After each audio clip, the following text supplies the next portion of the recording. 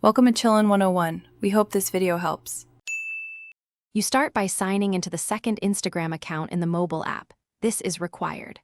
Once logged in, tap your profile, then the three-line menu and choose Settings. Make sure the phone's system notifications allow Instagram. If system-level alerts are blocked, app toggles won't work.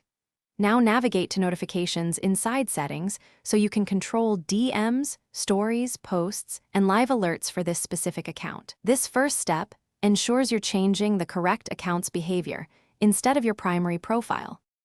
Once inside notifications, go to Push Notifications. This is where the app isolates alerts for the logged-in account. You can toggle off messages, story, live, comments, and new followers individually. Do that to mute specific noise. If you want a temporary break, use Pause All and choose 15 minutes up to 8 hours. This is practical for meetings. Remember why? Per-account push settings prevent cross-account interference, so make deliberate choices for the second account rather than muting everything globally. Finish by testing. Send a DM or mention the second account from another profile and watch for an alert. If you still get notifications, inspect the phone's Do Not Disturb, battery optimization, and app notification permissions. Sometimes the OS overrides app toggles.